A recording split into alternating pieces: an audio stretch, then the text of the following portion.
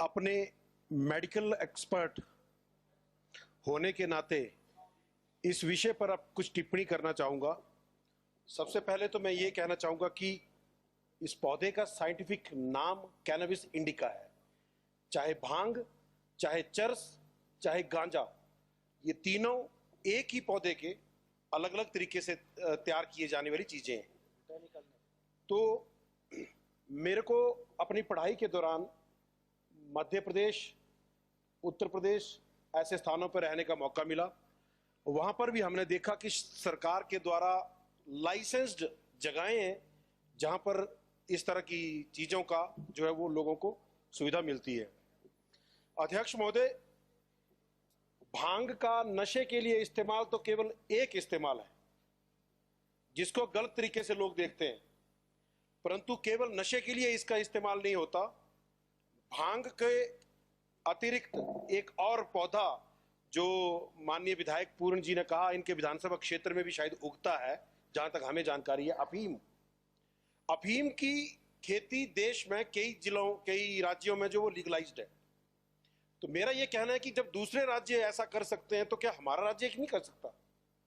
और लीगलाइज्ड है क्योंकि अफीम से निकलने वाले डेरिवेटिव ओपियोइड वो कैंसर ट्रीटमेंट में, एक्सीडेंटल पेशेंट की ट्रीटमेंट में और मेडिसिन, जितना भी हमारा एलोपैथिक मेडिसिन सिस्टम है और आयुर्वेदिक, उसमें अफीम का, ओपियोइड का बहुत बड़ा रोल है।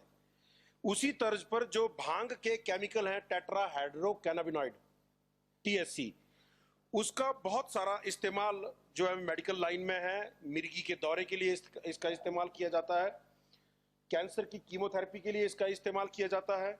एक बहुत ही पीड़ादायक कंडीशन होती है मल्टीपल स्क्लेरोसिस, न्यूरोपैथिक एक डिजीज, ब्रेन से संबंधित एक कंडीशन है, उसमें भी इसका इस्तेमाल जो है वो पेन रिलीफ के लिए किया जाता है।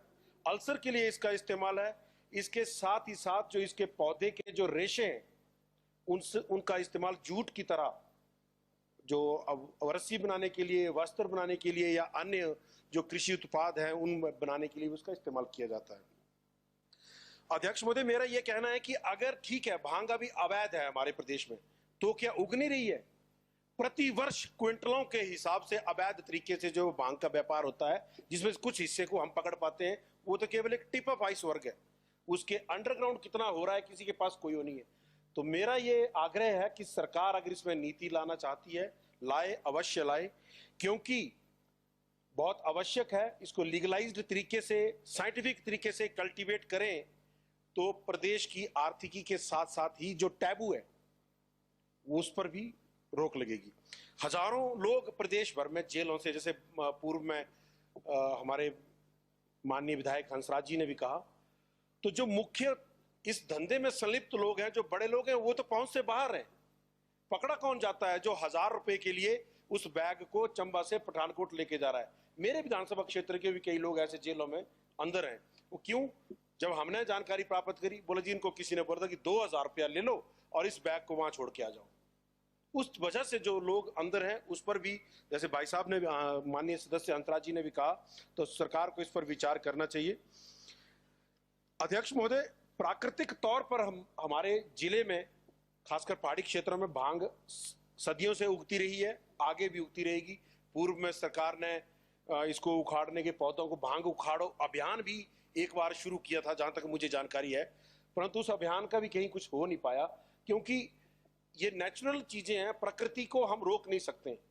तो क्यों ना इसको साइंटिफिक तरीके से, लीगलाइज्ड मैनर से इस पर अगर कोई पॉलिसी बने तो इसका इस्तेमाल केवल नशे के लिए ही नहीं, नॉन नारकोटिक यूजर्स जो हैं वो प्रदेश की इकोनॉमी को और आर्थिकी को जो वो सुदृढ़ करने में एक मील का पत्थर साबित होंगे, मेरा ऐसा मानना है। Thank you. आपने मुझे बोलने का समय दिया, आपका बहुत बहुत वेरी कंस्ट्रक्टिव, वेरी। माननीय मुख्यमंत्री महोदय,